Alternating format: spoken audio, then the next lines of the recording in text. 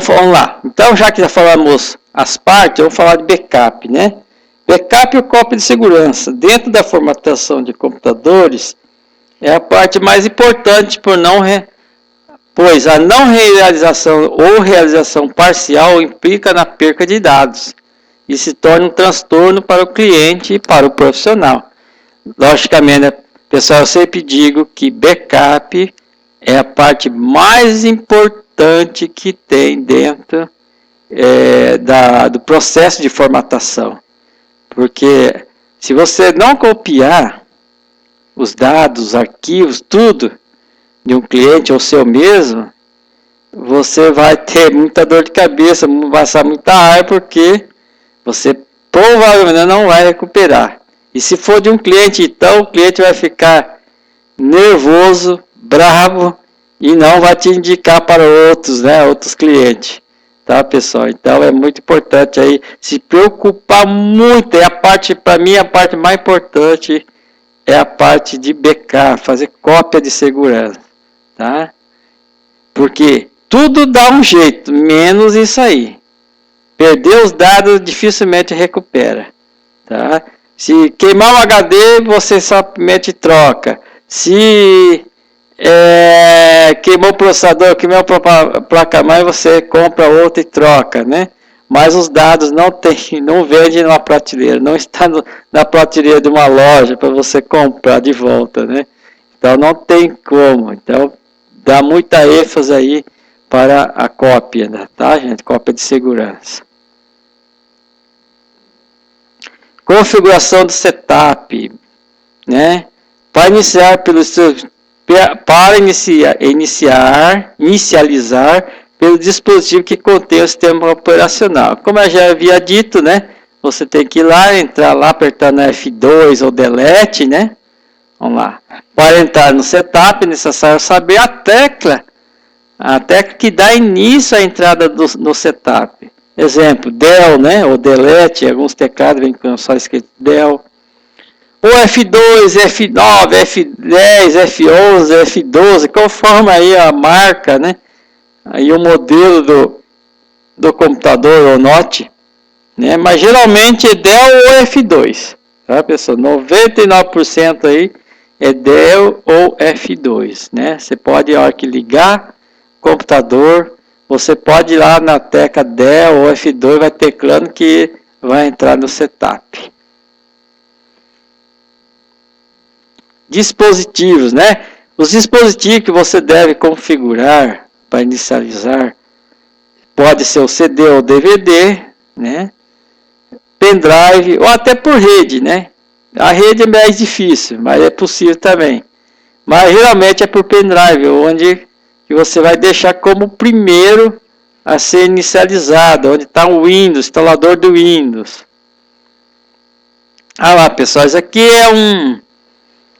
é uma imagem de um BIOS, né, o setup, né, que você tem que entrar ali no menu do boot, né, que nesse caso aí é a quarta opção, e lá você vai configurar qual é o primeiro a ser inicializado.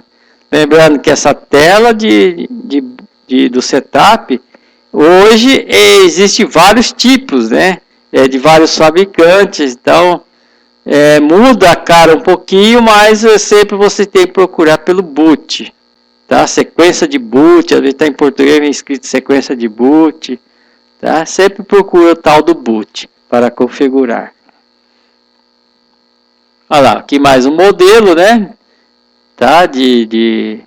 Uma tela aí de setup, você pode ver lá, está escrito, olha lá, hard disk boot period, né? Tá lá, first boot device. Então quer dizer que lá está o CD-ROM como primeiro, né, o first. O segundo é o HD, o hard disk. Então você coloca lá na ordem, né? Que se fosse um pendrive, você ia colocar ali, né? No caso ali o pendrive, né? Que vai reconhecer teu pendrive, você vai colocar teu pendrive, tá? Provavelmente está escrito Kingston ou USB, mais antigo ia estar lá como somente USB, né? Tá? Então é só seguir essa sequência aí certinho para configurar, tá? inicializar o processo de formatação e instalação. Vamos ver, né? Então, inserir o dispositivo. Primeiramente, você tem que colocar o DVD, né?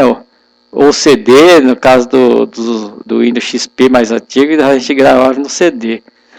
No caso dos mais novos, gravava em DVD. Hoje já é pendrive, né? Então você insere lá o dispositivo de sua preferência, na qual você configurou. Aguardar a inicialização, né? Você vai ligar, né, o computador e vai aguardar a inicialização. Vai aparecer, 99% dos casos, vai aparecer essa imagem aí. Press any key to boot from CD or DVD, né? Então vai aparecer assim. No caso, se for pendrive, provavelmente pode aparecer outra escrito pendrive, mas provavelmente não vai aparecer, né? Mas vai aparecer uma imagem muito semelhante a essa e vocês vão apertar Enter, né? Ou qualquer outra tecla, né? Tá falando para apertar uma tecla, tá? Sistema operacional de 32 bits e 64 bits, né? Eu já tinha falado. Reconhecimento de memória. O de 64 bits reconhece acima de 4 GB, tá? E 32 não reconhece, né? Qual SO escolher, né? Vai depender da sua quantidade de memória RAM, vai depender também do processador, né? Logicamente que os processadores de uma certa idade para cá, se eu não me engano, 2006, 2007, acho que todos já eram no formato 64 bits, já vem com a tecnologia 64 bits. Aí você poderia escolher também, optar por o sistema operacional 64 bits, desde que tenha 4 GB de RAM para cima, tá? Como ele consome mais memória RAM, tá? Então é aconselhável ter RAM de sobra, memória RAM de sobra. Processadores, né? Olha lá. Para processador, os termos 32 bits e 64 bits referem-se ao tamanho de seu registro. O registro de um processador é o local onde se armazena os endereços dos dados em que ele precisa acessar mais rapidamente para funcionar bem. Esses endereços são números por meio dos quais o processador pode acessar a informação de que precisa, né? Pessoal, eu pulei um pouquinho aí, tá? A sequência do processo de formatação, mas é para explicar aí por que existe 32 bits, né? Sistema operacional 32 bits e 64 bits. Depois nós retornamos ao processo normal, tá ok? Vamos lá, esses endereços são números por meio dos quais o processador pode acessar a informação de que precisa. Processador de 32 bits consegue guardar um total de 2 elevado a 32, ou 4 bilhões 294 milhões 967 mil e 295 endereços diferentes. Esses endereços apontam para a memória RAM, ou das informações de que o processador precisa ficar armazenado.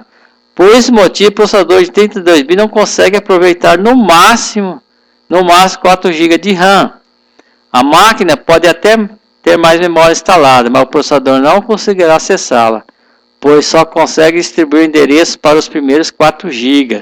Inclusive, pessoal, se vocês instalaram um sistema operacional de 32 bits, né?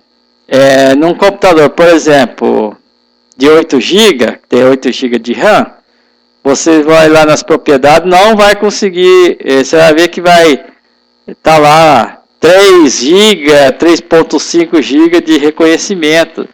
Não reconhecer mais. Aí você vai perguntar, eu tenho 8 GB, por que não reconheceu? Porque não reconhece mesmo.